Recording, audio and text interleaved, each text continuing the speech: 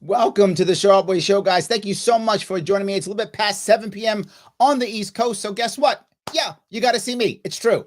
I make the rules and also enforce them. So yes, you have to actually look at me at a little bit past 7 on the East Coast. Thank you so much. And I'm glad you're here today. And you notice it's going to be a good show because they're all good or you wouldn't be watching. So do me a favor right now. Don't think you're thinking. Stop thinking. Click that like button. You got to click that button. If you don't click that button, I can't get past the algorithms that slow me down so much. You know they do because I talk about cool things. So please hit that like button. I appreciate it. And I want to move on, if I could, to a guest I have today. I am very happy that I have with me somebody who I hope is going to give you some ideas and concepts that you probably hadn't thought of before, and hopefully give you some interesting thought processes on environmentalism. He is someone who calls himself a conservative environmentalist.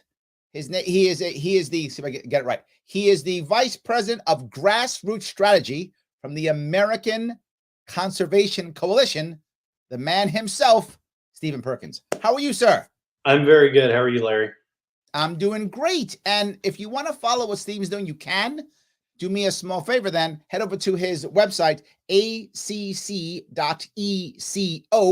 or you can follow him on Twitter at Stephen. And if you're listening, that's with a PH. Stephen with a PH _ Perkins. So I got to come right at this, Stephen. You're from Texas. Born and raised Texas is like the energy capital of the for sure the country. I mean, all about oil and gas and everything else known to man, yet you're an environmentalist. You like your friends don't like you, right? Well, I would say that I've got a good group, but yeah, I mean, this is a state where you can get oil and gas on a license plate, and so it's very pro energy. I was born and raised in the Houston area, and if your family isn't in industry, you're probably only 1 degree of separation away from somebody in the energy industry. Absolutely. And so yeah, that was definitely my background and kind of upbringing there. So, but you've said, and this to me I thought was very interesting. You've said you are conservative in ideology, but moderate in approach. And the reason why I say it is so many people, particularly those people who either are politicians or public figures who are openly conservative, tend to be boisterous, right? Like aggressive, and I'm super conservative. No one's more conservative than me.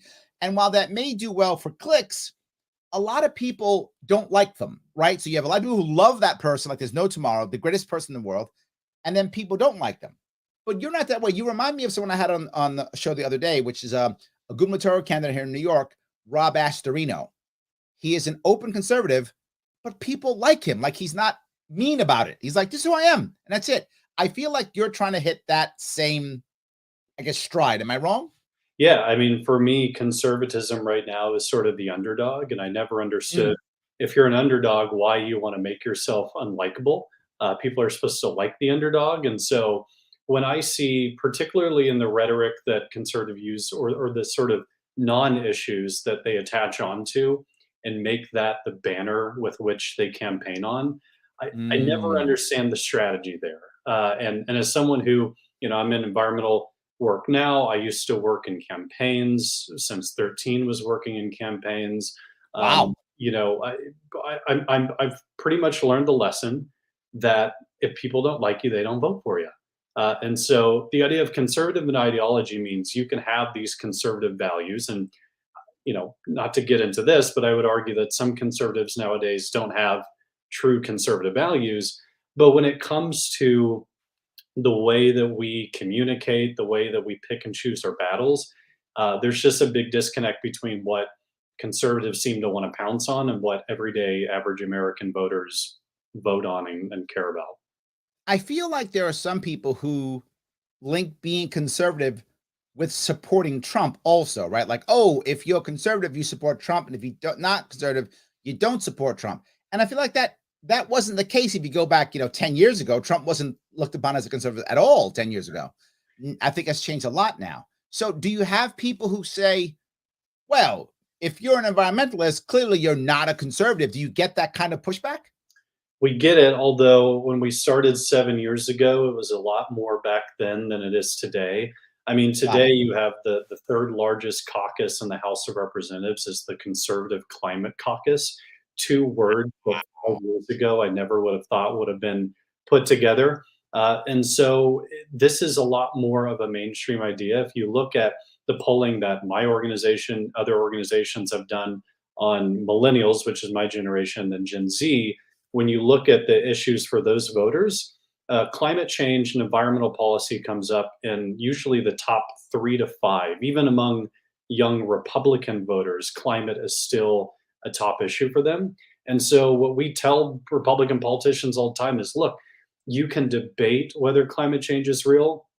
Your voters are not having that debate, though. So, you're arguing with them.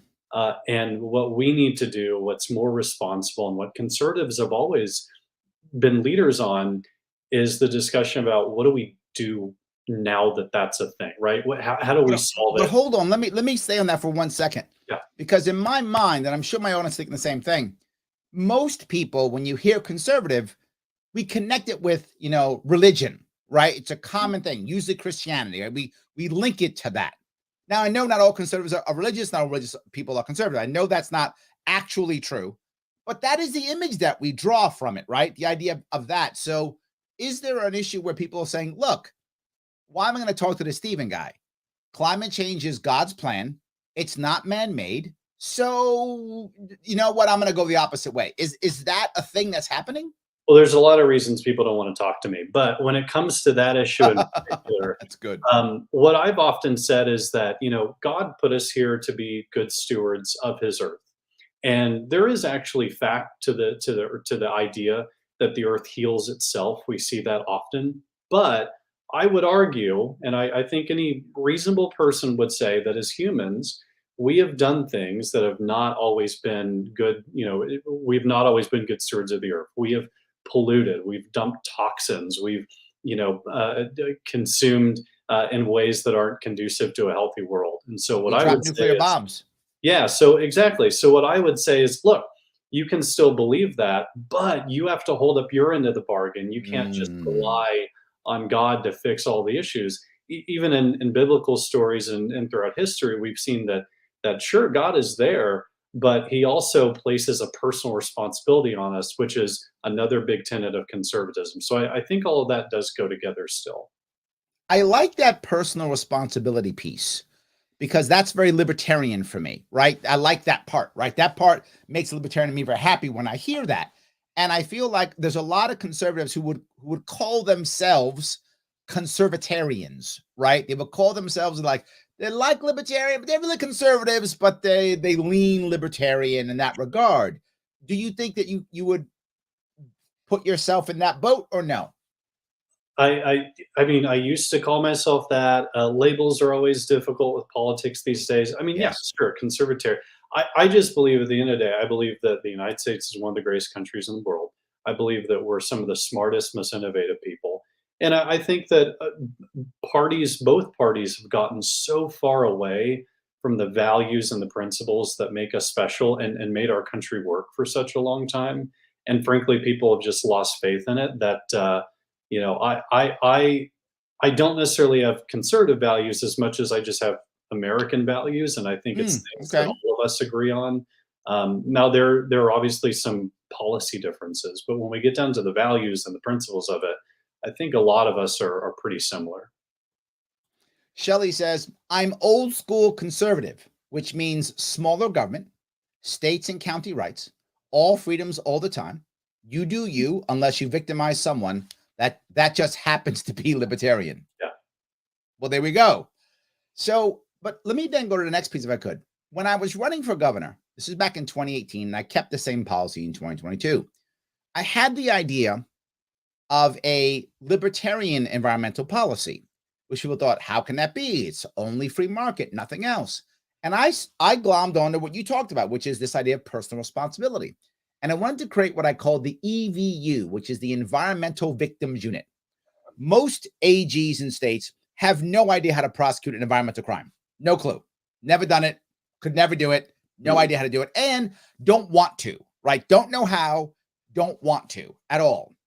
And most they just go, well, EPA will handle it, or the Superfund will handle it, or whatever. And New York State has so many sites that have been abandoned by the EPA. It's not even funny. We have more, I think, per capita than any state, if I'm not mistaken. But it's high, it's up there. We're top 5 for sure. I think we're number 1. But in any case, so the Environmental Victims Unit would be a unit within our Department of Environmental Conservation here in New York State that would actually go in when there's a problem, find the actual victim or victims, right, who has been affected by this, and then create a case that would break and pass through the corporate veil and attack the individual people who made the decisions. And some people thought, well, is that kind of intrusive? And I thought, no, that's personal responsibility. I want the individuals who are making decisions to be accountable for those decisions. Where would you stand, either you and or your organization, on something like that? Yeah, I mean, I haven't heard of the concept before, and so I really like that you brought that up, and would be interested in seeing kind of what people thought, in terms of supporting it. But I do think that oftentimes when an environmental disaster, something happens, there's the targeting of this corporation, right? But oftentimes some of these corporations are so big that I always think it's really hard to make these vague generalizations, or it's hard to say that this mass entity is the perpetrator there. And so that seems to make sense. I think when it comes down to individual level things, that certainly aligns with kind of that principle there. Well, you often talk about, and your organization speaks heavily about the idea of what we can do locally, right? Little things you can do in your own life, things you can do at the local level. You support many people in local action, right? It's a common thing. Mhm. Aren't you going to get pushback from people who say things like, yeah, that's great, but I'm not the government, I'm not big corporation, I'm not, whoever's the cool celebrity, I don't know, Taylor Swift or whomever of the day, who's flying around in her jet and burning up everything. I'm not that. In fact, Pete comes up and says, the US military is a world leader in pollution, wasteful use of fossil fuels. As the world's biggest polluter, our armed forces create 750,000 tons of toxic waste every year. I don't know if that's true, but that's what he says. So I'm not saying that's true. I'm sure Pete's right. Pete's very smart. Anyway, in the form of depleted uranium, oil, jet fuels, pesticides, defoliants, lead, and other chemicals. Pete's serious. So don't you get that pushback that, look, doesn't matter what we do, who cares? We got the big US government and big companies and Taylor Swift. Don't you get that kind of pushback? Yeah, well, my comms director loves Taylor Swift, and so we usually keep her out of our attacks. But yeah, I mean, we get that a lot, right? Like our group plants trees and cleans up parks, and people say that's great, thanks for doing that, but that's not going to solve climate change. It's not going to. There we go. And my counterpoint to that is, first of all, it's never a bad thing to clean up your community or plant more trees, especially a lot of communities are, underplanted in terms of the trees that they have. But it's really more about changing a narrative and changing a cultural aspect of the issue, because if we can change it to where this is everybody's responsibility to be engaged in, then that's really important. But also it shows our politicians that, oh, people care about this and they're taking things into their own hands, but also they're going to keep us accountable and make sure that we're passing good policy. So I'll give you the example here. When my group of young, college, young professional age people go out and plant trees or clean up trash, a couple of weeks or a month later, they're in their representative's office talking about why we need action on this issue. What I would tell people is it's never just the one-sided. We're never just doing the local action. We talk about local action, national advocacy, and global results, because that's really what it takes. It's about creating a culture within our generation and future generations to say that we can't sit back and just say, well, maybe the government will take care of it one day. We need to do anything we can to model the way and model the future that we want. Well, you have a saying, if I remember right, it's action over activism. Is that right? Yeah.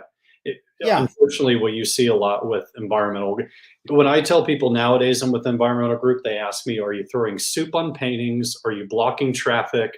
Are Right. you keeping people from living their lives? And action over activism really came from this idea of we need to take that action instead of just performative activism, as we like to Mm. call it, which is if you're throwing soup at a painting, you're not persuading anybody. No one looks at Right. that and goes, "They have good ideas." We would rather That's be true. Yeah. we'd rather be the group that's cleaning up someone's park, because then people are going to go, "Those people are helping us. Those people like us. They're our friends. They do have good ideas." So You, that's our whole yeah. approach. The funny part that you just brought up is it's easier to be an activist than to take action, Yeah, right? And don't get me wrong, some activists take action, but I see what you're talking about. We're talking about the activist who is performative, right? I'm just doing the performance, and the performative activist feels good, right? They're like, see, I'm helping. I've thrown soup on a painting. yeah, I'm helping, right? But in reality, I feel like they're making things worse. And they're making it worse for two reasons. One, the people who are angry or who don't care are now angrier either way, right? So either way, I'm mad. Either I didn't care and I'm like, wow, she's a jerk, hmm or I'm angry and now I'm angrier. And I have more of a reason to complain about how bad these people are, right? So either way, you lose that. But second, that was energy that could have gone to something positive. So I feel like it isn't just neutral. I feel like it's actually hurtful. yeah. I mean, to be an activist, frankly, it's a privilege for people to be able to be an environmental activist. Most people have jobs and can't Right. worry about this stuff all the time. But the fact is that if you are doing that, you are not sending the message that you think you are. And if you claim, let's just take the environmental activism for the Mhm. example.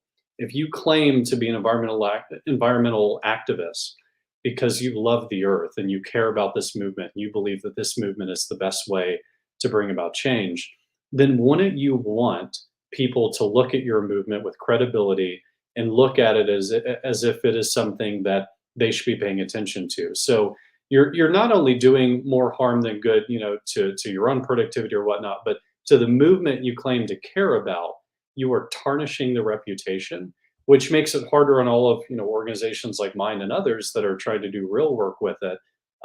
It creates this barrier that people now put up whenever they think of an environmental group or an animal rights group, or whatever the issue is. So, guys, if you like what Steven's talking about and you want to follow him, please do so. Check out his website,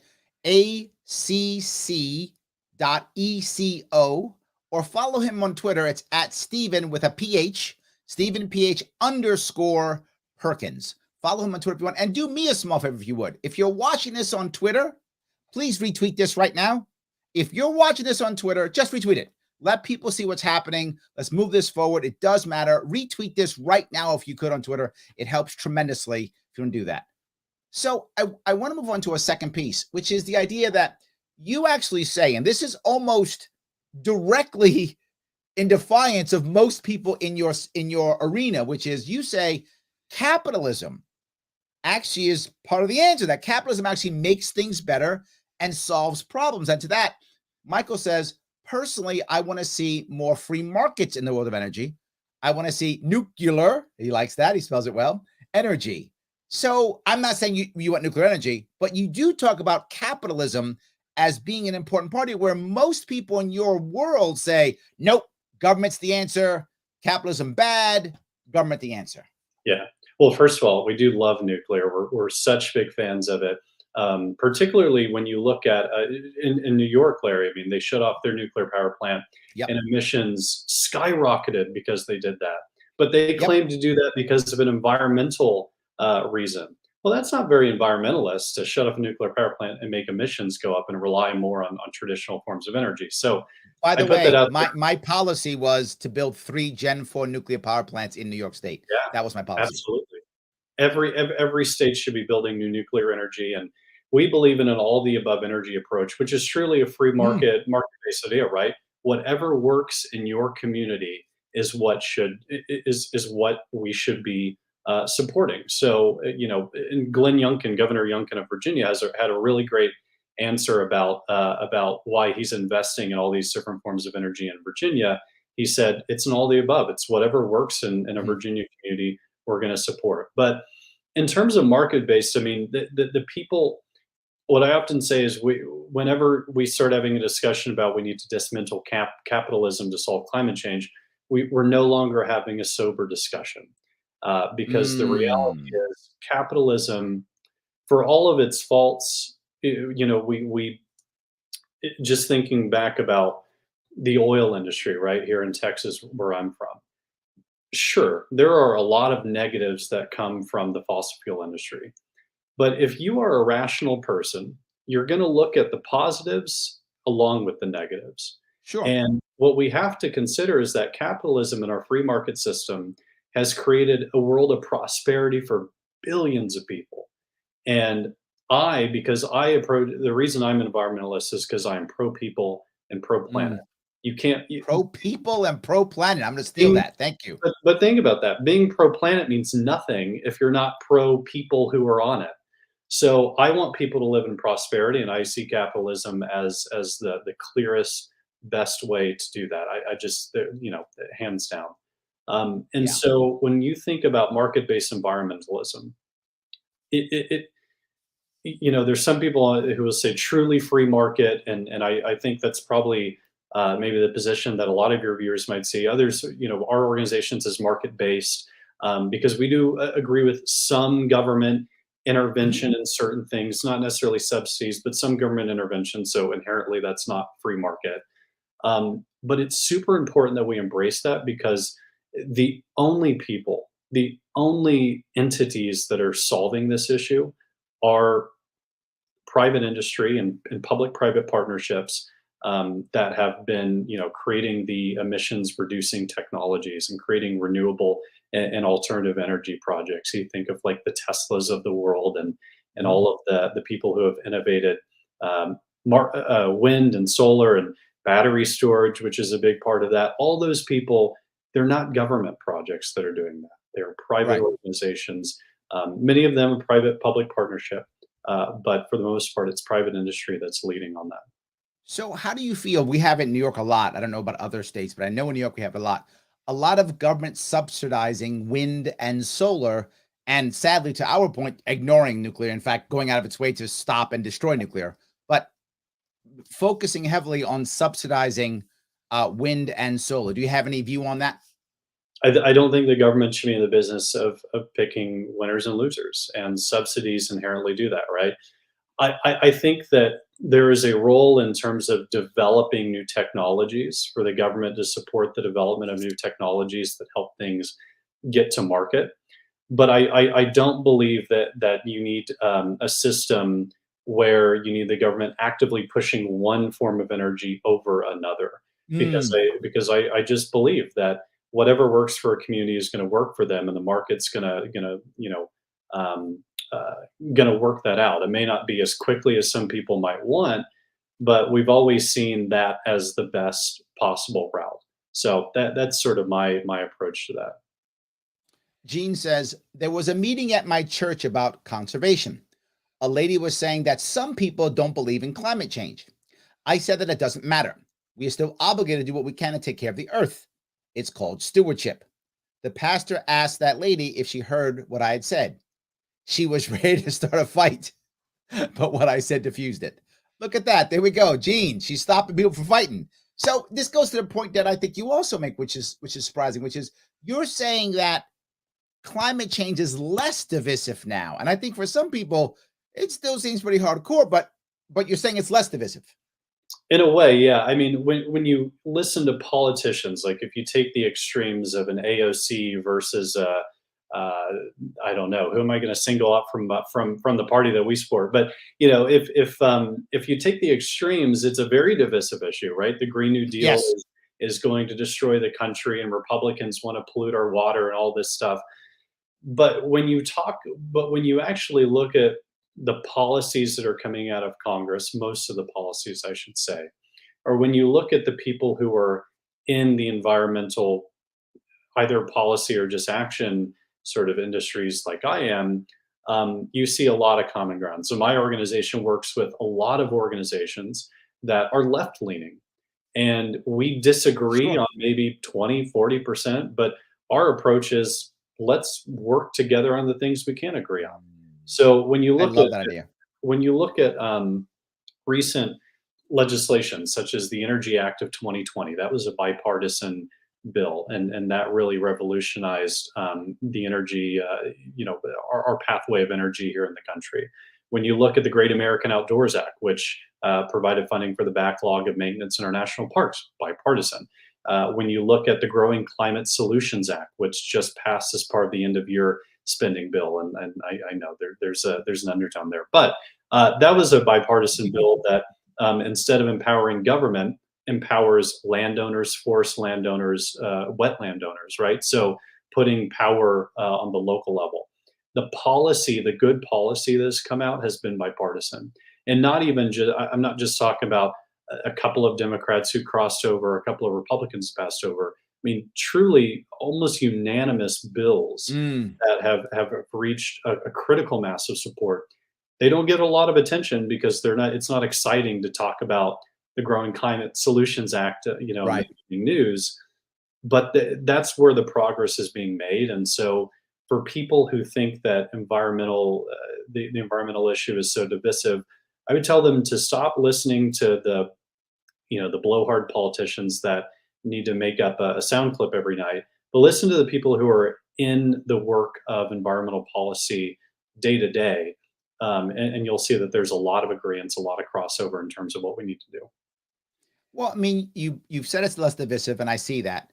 And also, you've also mentioned an important piece that there's a chunk of the conservative constituency that's no longer ready to have a debate anymore. Like they're saying it's true, it's done, please stop fighting, just let it go. So I think the future is obviously here. But the funny part is you've also brought us up.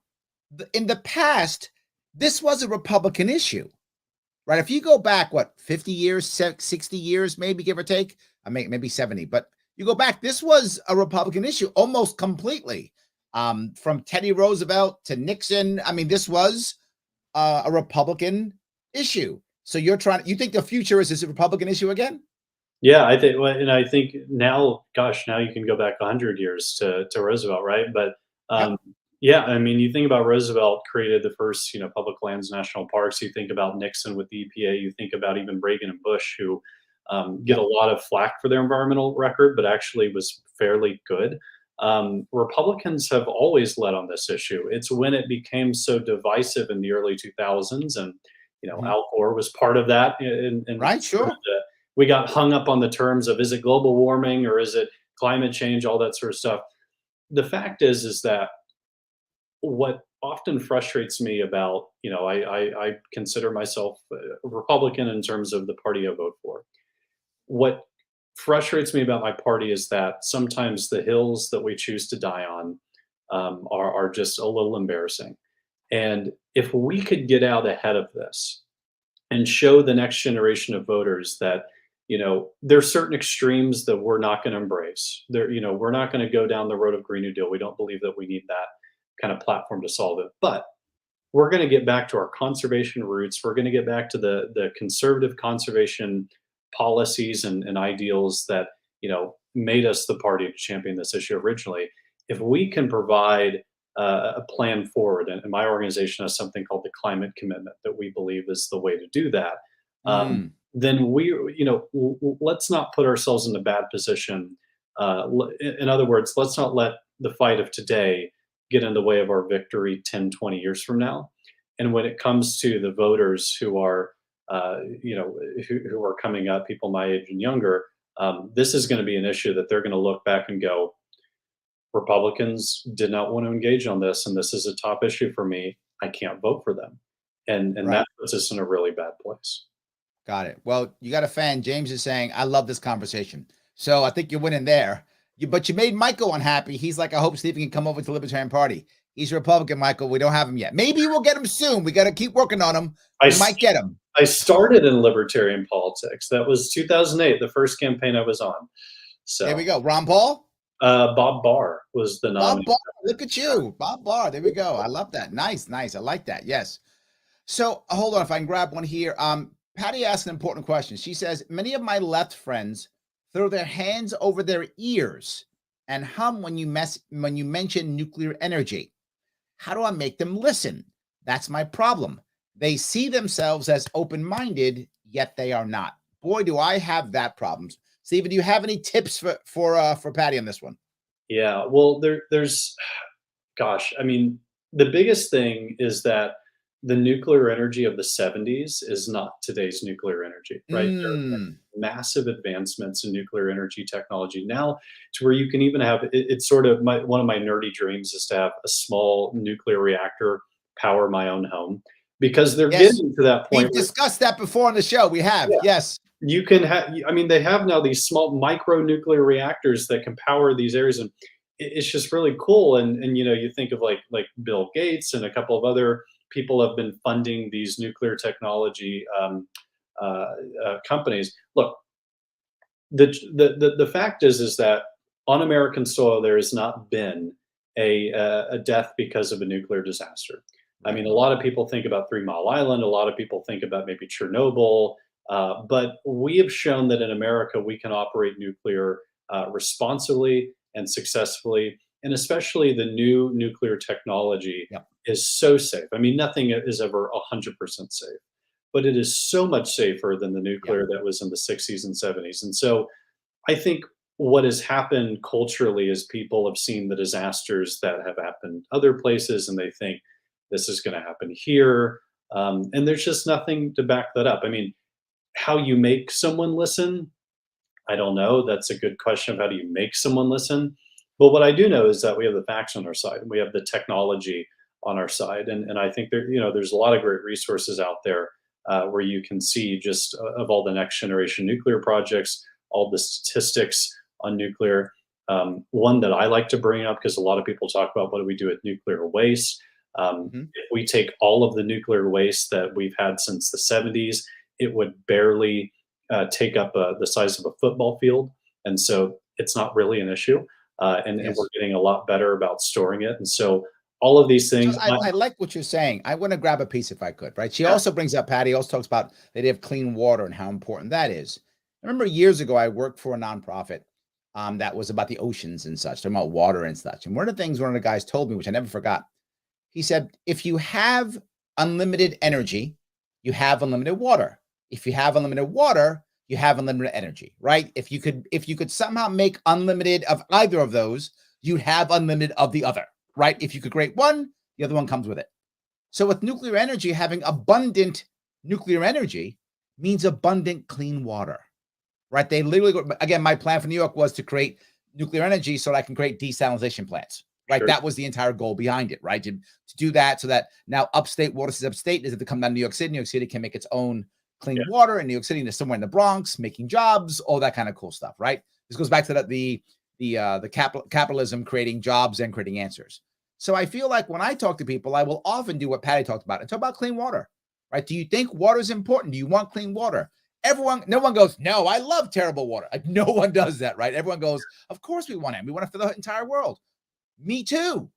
So let's go down the nuclear road because that gets us to clean water. And I think that's had some people at least open their ears and their mind to the ideas. yeah. Yeah, and I think it's important to tie it back to what people care about, and Yeah. nuclear energy is as close to a win-win-win as we can get in terms of energy. Even you know, look at the new fusion technology that the government Oh announced yeah. the breakthrough a couple of weeks ago. It's going to take a while, and it's going to take a lot of red tape to get that viable for commercial use. But you know, there's good stuff happening all the time, and we're talking about you know when we talk about carbon emissions and reducing carbon emissions, nuclear is it. You know, nuclear Yeah. is it, and it takes up a lot less land than a wind farm or solar farm. I like those, and where they work, but you know, when you talk about land usage, that's a big consideration too, And jobs. and jobs. Yeah, And jobs, 100%. the cool thing about you know we often talk about sometimes the left will say for people who used to work in coal plants they can learn to code. uh, our solution is actually the majority, the vast majority, I think it's like between 70 or 80% of jobs that were in a coal a coal business can be retrained and converted Yes, into nuclear. And 100%. so that is a job create because those coal power plants, those coal communities, they're dying out. And Yep, I want to make sure that those communities continue to have prosperity. Let's make them nuclear communities and let's get those people absolutely. jobs. If you're liking what you're hearing again, please head over to Stephen's website, acc.eco, or follow him on Twitter at Stephen with a PH underscore Perkins. And do me a favor too. Well, I always ask do him a favor. Also do me a small one. If you haven't been watching on YouTube, subscribe to my Sharp Way YouTube page. I know you already subscribed to Larry Sharp because that's the cooler page. I got it, but I got to make this other page cool too. So go to that page because they're going to shadow ban me. You know how it works. So head over to the Sharp Way YouTube page, subscribe to that page too, click that bell so you get the notifications so you can watch cool shows just like this. It does matter. So let me ask the tougher question, which is carbon tax or what's it, a carbon credit or whatever. The government's going to somehow punish you for carbon in some way, whatever the case may be. Is that viable? Is that not viable? Is it a good idea? But where's your head on that? Yeah, and this is something that a lot of organizations struggle with because there's the first discussion about is it viable in terms of reducing carbon emissions. Correct. And I would argue that when you look at countries that have it, such as Canada, it's made some progress, but not really the amount that we would be looking for and that you would want. And then there's also this issue of where do those costs get passed down to early Mm, consumers? And generally, when you're talking about that, you're talking about vulnerable communities, right? Low income communities, places, because when it comes to energy bills, the first place hardest hit is people in those communities. And so I am yeah. generally, on a personal note, against carbon tax or that sort of carbon pricing for that reason. But also politically, it's dead in the water, in my opinion. Mm, You don't. I mean, you've had some Republicans embracing the idea, primarily in the Senate, but for the most part, it's a non-starter. Even for a lot of Democrats, it's a non-starter. So I don't think it's. I don't think it's a very great idea in terms of political viability, and I don't think economically it would work out very well either. well, you've also talked about the idea of if I'm going to get this wrong, so please correct me. Some type of carbon market where people can capture. I'm kind of ignorant to this, so take it from here if you would. Yeah, so this is I do support, and I think it's really smart. The very basic model is I am a carbon emitter. Mhm. I pay someone who owns forest land to plant trees to offset my carbon.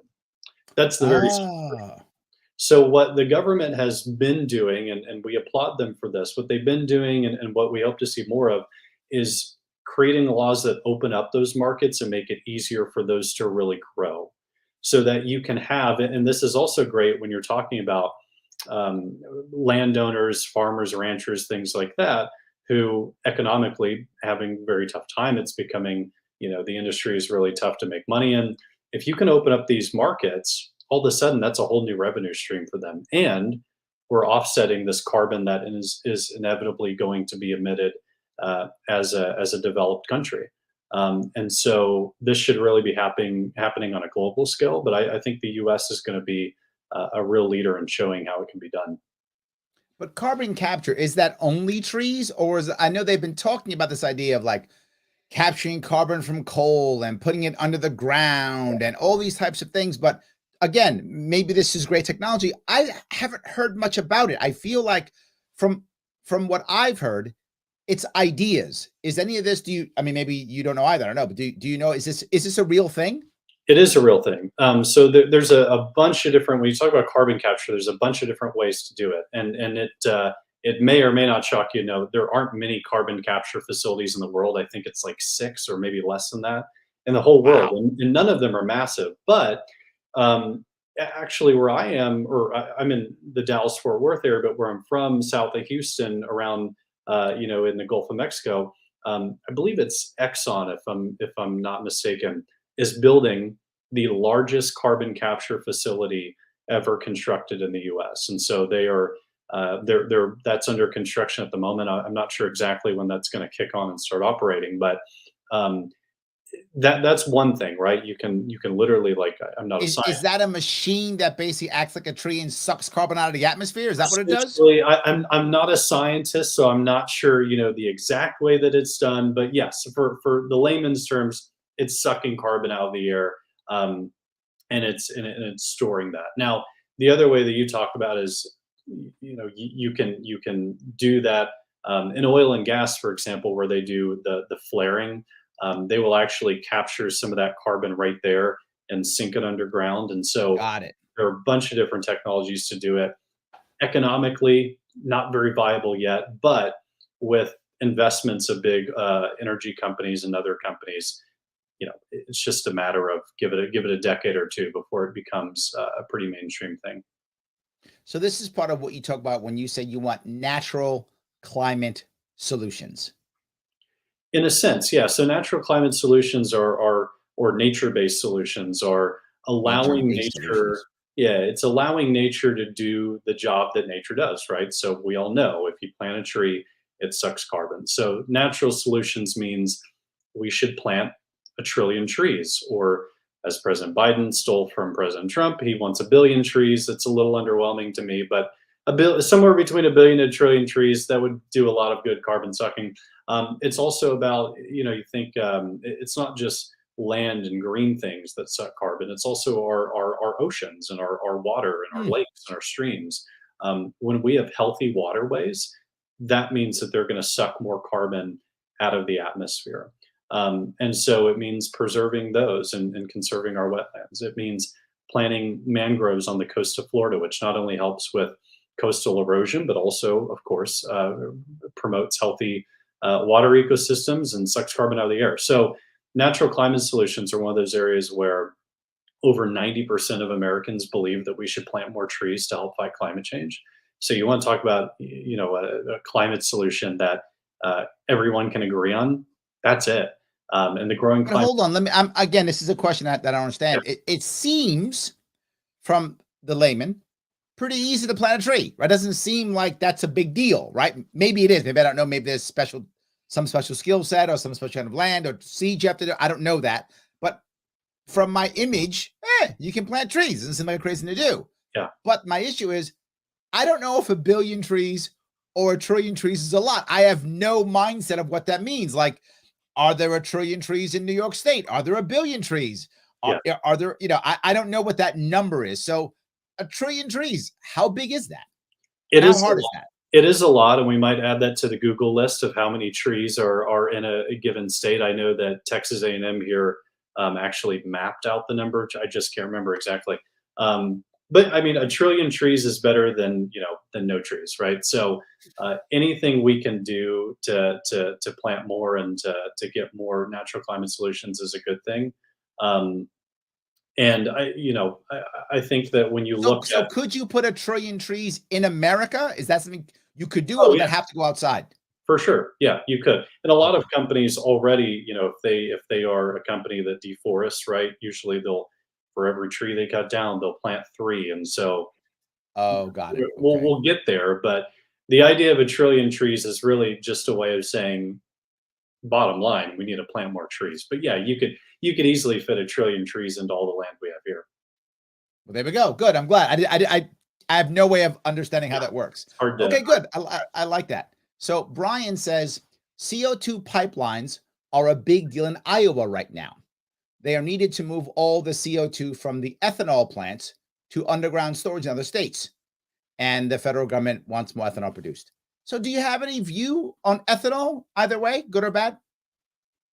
Yeah, I mean, it's certainly it's made fuel cleaner, and it's done wonders for kind of fuel efficiency and all that stuff. Again, I think that if it works, we ought to continue it. I don't believe that we should be subsidizing things as heavily as we do. Ethanol is one of those areas where we do subsidize quite heavily. Yeah. In Yep. terms of the pipelines, that's been all sorts of pipelines. That's been a big topic of conversation. I mean, the thing with it is that if you're not moving whether it's natural gas or CO2 or oil. If you're not moving it through a pipeline, you're moving it on a truck. You're moving it, Mm. by other ways. So I believe that we should have more pipelines, as long as, first of all, they're safe, and that we, respect the land that it goes through. But yeah, that's certainly a big issue that comes up. So I guess the other pieces we're talking about, you said we'll get there with trees, right? Planting trees, we'll get there. You are a big fan of incrementalism, right? And a lot of people on the left are like, no, the world's ending tomorrow. That's it. Blow up all the cars, right? Everyone's got to walk from now on. No one can have anything, no jets, no one can fly by plane because the world's going to end tomorrow. But you're saying, look, incrementalism is fine. What about people who are yelling the world's ending? And they yell quite loudly. They do. Yes. Yes, 10 years ago, we had 10 years left. And so, I mean, look, I don't, I got to be careful to say that there is some truth to the idea that if we just do nothing, things are not going to be great, right? We talk about the raise in global temperatures of 3 degrees. By the way, that's 3 degrees Celsius. Right? So we're talking about many more degrees Fahrenheit. That would be Right. noticed and considerable. But Sure. what is often done with these projections or saying that we have X number of years to live is people are looking if this takes on a different meaning now, that for the crew that says trust the science, I would tell them read the science. The science Mm. tells us that we have more time. And oftentimes the people who say we have 5, 10, whatever years, they are taking the most extreme model in a report, and it's usually the UN's report that they put out every year. They're taking the most extreme model and saying, that's it. That's all we Mm. have. But just like with any sort of model, whether it's a hurricane model or a climate model or a forecast about the weather, you have your conservative estimates, you have your extreme estimates, and somewhere in the middle is probably the truth. And if you Mm. read those reports, somewhere in the middle says we have time to figure this out. I can't put an exact number of years on it, but we have more But than don't 10 we years. have that idea of being, was it net zero by 2050? By 2050, yeah. And what I'll say to that is that the United States, first of all, has been a global leader and reaching, we're not at net zero, but I'm confident that maybe not by 2050, but that we'll get there quicker than many other countries. If this is not, though, a global participation thing, then Right. that's really where the issues come from. So you look Okay.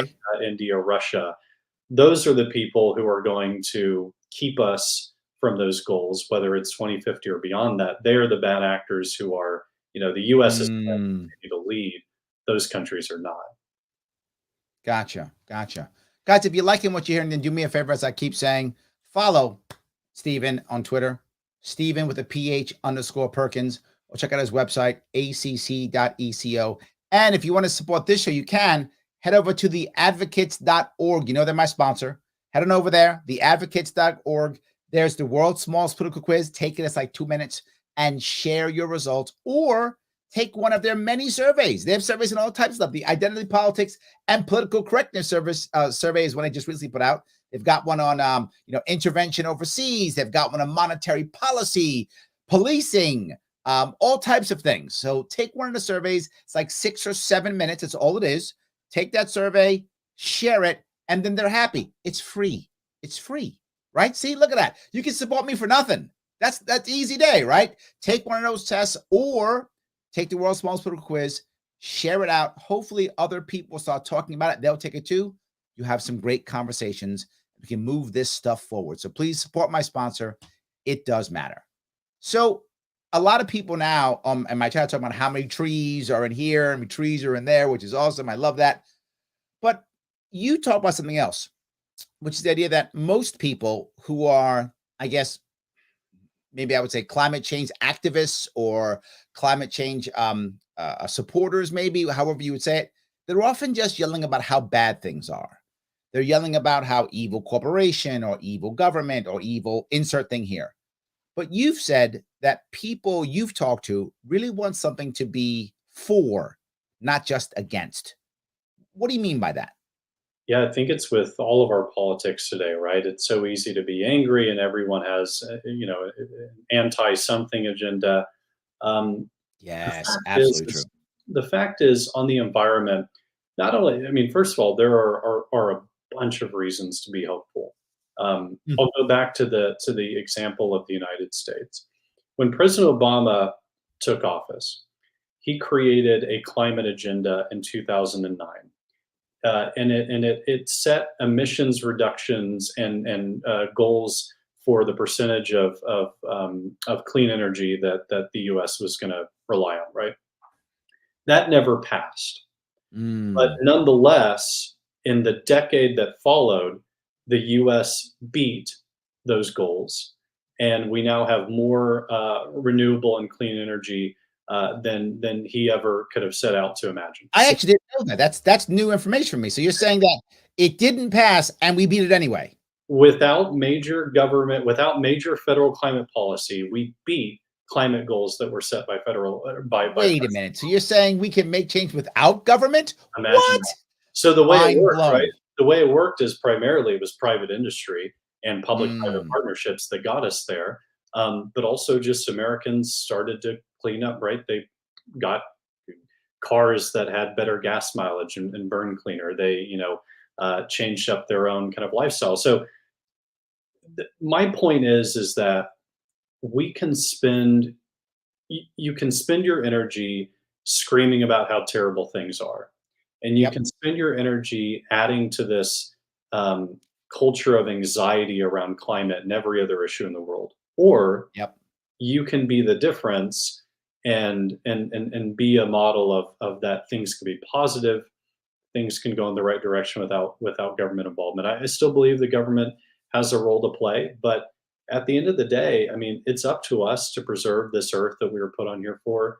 And screaming about how terrible things are, it just doesn't do anything. And I would much rather use my energy doing something locally to make a difference, or trying to pass some good policy.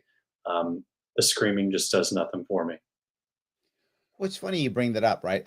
I think the screaming part is what, as I said before, turns people off and then isn't effective, right? But you going out and doing things like someone can understand, anyone who is listening to this right now in their mind can grasp, oh, planting trees. Like that makes sense. Like that's not a crazy thing. I don't have to be a nuclear physicist to get that, right? I can just be a regular guy or gal in my life and go, oh, yeah, that makes sense. I should plant more trees. Or, oh, yeah, if they have technology that can suck carbon out of the air, we should probably work on that, right? Anyone can think about that.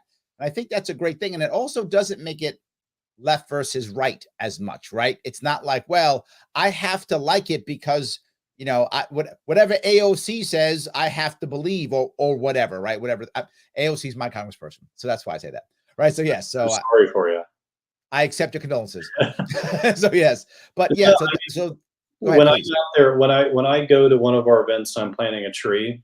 The majority of our members are conservative, but Mm, I never have any idea what someone's politics are because we're planting a tree and we're talking about how nice this park is, how challenging this tree is to get in the ground, how life is. My point is that there's a life outside of the political rhetoric, and yeah, and and we need to stop pretending like politics needs to consume our lives. Let's get up there and live and absolutely. be good people, but let's just live our lives. Well, I like what you're saying because this kind of, I guess, this type of issue can actually unite people who wouldn't, talk, right? They'd be like, no, I can't talk to that guy. He's the opposite of whatever. I'm left, he's right. I'm right, he's left. But now we can have a conversation. So I like that. The scientific libertarian says oceanic, I hope I say this right, phytoplankton is responsible for 55% plus of the CO2 to O2 conversion on the planet. Plastic pollution can inhibit the growth of oceanic phytoplankton. I got a smart chat here. See how smart my chat is? So, or they Google well, one or the other, but either one of those two things. So, is that a part of what you talk about, getting rid of plastics? Is that an issue when it comes to your environmental piece? We often don't talk about that when we think about CO2. That's not, they don't usually go together in a conversation. Is Yeah, is the scientific libertarian correct here? Yeah, so again, think about, what I talked about with the importance of conserving wetlands and oceans. Ah, When our right. ocean gets loaded with trash and pollutants, that means that it is not as healthy. It cannot suck as much carbon out of the atmosphere. But also, there's some really cool opportunities with the plastic pollution in the ocean. There's a company that I know out of California that takes a certain kind of um, I'm gonna mess it up, but like a certain kind of sea creature, and actually they're able to web together almost like a faux plastic, and so they're able to produce goods from that. There are Huh. companies who are learning to, trash collection and skimming off of the ocean surface a lot of plastic, and so there's even reason to be hopeful there. We're starting to clean up the oceans a little bit. For me, plastics has been a big the other angle of environmentalism that I'm really into public health, and I think Hmm. it's important to create a healthier country for people, physical health, and the threat that is posed by plastics. I mean, you hear about microplastics and all that.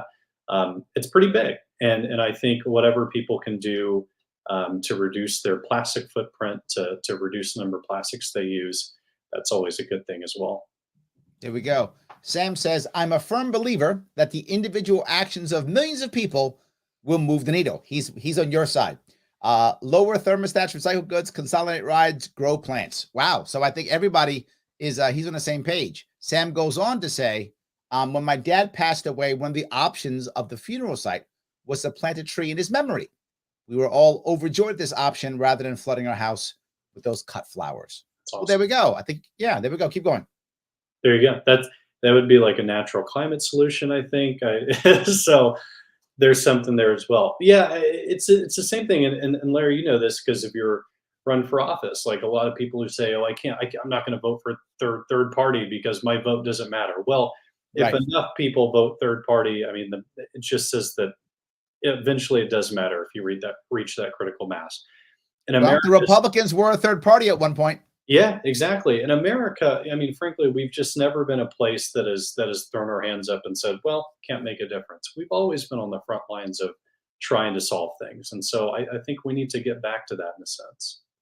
Absolutely. So, is there anything, Stephen, that we didn't cover that we should have covered? That I missed something? I think the biggest thing that I want to leave people with is that if you're a conservative, you can be an environmentalist. If you're an environmentalist, you can embrace capitalism and the power that it has to solve this issue. But the biggest thing I want to leave with people is that there's a reason to be hopeful. We have a lot of work Mm, to do. There's a lot of things that we need to solve, but our politics can be better. Our environment can be better. It all comes down to individual action. And I do hope people check us out, get involved. Um, at the very least, do something, make one change in their new life in the new year to make themselves more environmentally responsible. That's all a win. I love that. So, guys, to get more information on what Stephen's doing, acc.eco, or follow him on Twitter at Stephen with a PH if you're listening, underscore Perkins. Guys, thank you so much for watching this evening or listening if you're listening. I appreciate it. As you know, I'll be back on again tomorrow, as I seem to be on every day. I'll be back on again tomorrow at 7 p.m. I will see you all very soon.